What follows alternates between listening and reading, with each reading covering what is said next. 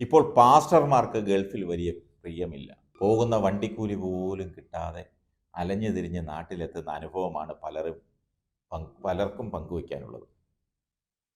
ഈ അടുത്ത കാലത്ത് വരെയും എങ്ങനെയും ഒരു വിസിറ്റ് വിസ സംഘടിപ്പിച്ച് ആരുടെയെങ്കിലും കയ്യോ കാലോ പിടിച്ച് താമസ സൗകര്യവും ഉറപ്പാക്കി 1 മാസത്തേക്കോ 2 മാസത്തേക്കോ ഗൾഫിലോട്ട് പറക്കും. അവിടെ ചെന്നിട്ട് ആരെങ്കിലുമൊക്കെ വശത്താക്കി പെന്തക്കോസ്ത് കൂട്ടായ്മകളിലും സഭകളിലും ഒക്കെ കറങ്ങി പരമാവധി കളക്ഷൻ ഒപ്പിക്കും.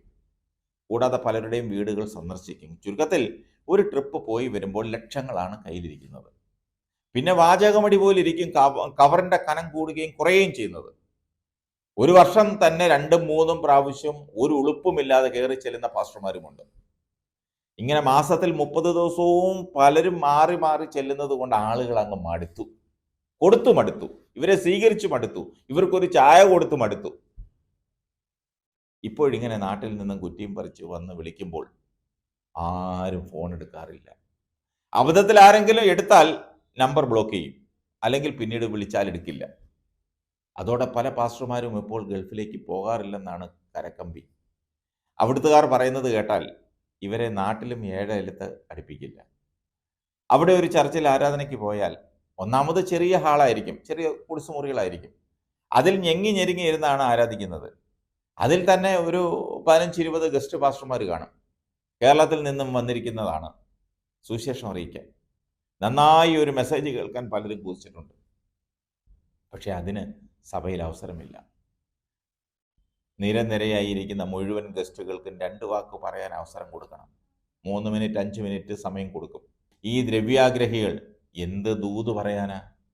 അഥവാ പറഞ്ഞാൽ തന്നെ ഏത് ആത്മാവിലാ പറയുന്നത്? പരിശുദ്ധാത്മാവ് ഉള്ളവരാരെങ്കിലും ഇങ്ങനെ തെണ്ടാൻ വരുമോ എന്നാണ് ഗൾഫിലെ ഒരു വിശ്വാസി ചോദിച്ചത്. അതുമാത്രമല്ല, ഇങ്ങനെ കേരളത്തിൽ നിന്നും ഗൾഫിലേക്ക് വിസിറ്റ് വിസ എടുത്തു കൊടുത്ത് തെണ്ടാൻ അയക്കാൻ ഏജന്റുമാരായ പാസ്റ്റർമാരുമുണ്ട് നമ്മുടെ ചുറ്റും, നമ്മുടെ ഇടയിൽ തന്നെയുണ്ട്. അവരാദ്യമേ നല്ലൊരു തുക കമ്മീഷനായി അങ്ങ് വാങ്ങും. അങ്ങനെ വന്ന ഒരു പാസ്റ്ററുടെ അനുഭവം കേട്ടപ്പോൾ ഞെട്ടിപ്പോയി. ഗൾഫിൽ ധാരാളം ശുശ്രൂഷകൾ വാങ്ങിത്തരാം, ലക്ഷങ്ങളുമായി മടങ്ങി വരാമെന്ന് പറഞ്ഞ് പ്രലോഭിപ്പിച്ച് ഗൾഫിലേക്ക് അയച്ചു. ടിക്കറ്റും വിസ ചാർജും ഉൾപ്പെടെ 1 ലക്ഷം രൂപയാണ് ഏജന്റ് പാസ്റ്റർ മേടിച്ചത്. ആ പാവം ഉള്ളതൊക്കെ കടം മേടിച്ചും ഒക്കെ ആയിട്ട് ആ 1 ലക്ഷം രൂപ കൊടുത്തു. പാവം പാസ്റ്റർ ഗൾഫിൽ ചെന്നു. പക്ഷേ അധികം ആരും പുള്ളിയെ സഭയിൽ കൈക്കൊണ്ടില്ല. 1-2 സഭയിലാണ് ആകെ പോകാൻ കഴിഞ്ഞത് 1 മാസത്തിനുള്ളിൽ. ഒടുവിൽ ഒരു വിധത്തിൽ നാട്ടിൽ തിരിച്ചെത്തി. ഇപ്പോൾ കരച്ചിലും പ്രാക്കുമായി നടക്കുന്നു. ഏജന്റ് പാസ്റ്ററെ കണ്ടപ്പോൾ പറഞ്ഞ തെറി ഞാനിവിടെ പറയുന്നില്ല. എനിക്കത് പറയാൻ എൻ്റെ സംസ്കാരം അനുവദിക്കുന്നില്ല. പ്രിയ സഹോദരീ സഹോദരന്മാരെ, നിങ്ങൾ സുവിശേഷ വേലയ്ക്ക് വിളിക്കപ്പെട്ടവരാണെങ്കിൽ അത് ആവശ്യമുള്ള സ്ഥലങ്ങളിൽ കടന്നുപോയി സുവിശേഷ പ്രവർത്തനം നടത്തണം. സാമ്പത്തികമൊക്കെ ദൈവം തരും. ഗഹേസിയുടെ മനസ്സുമായി വേഷം കെട്ടി ഇറങ്ങി ദൈവനാമം ദുഷിക്കരുത്.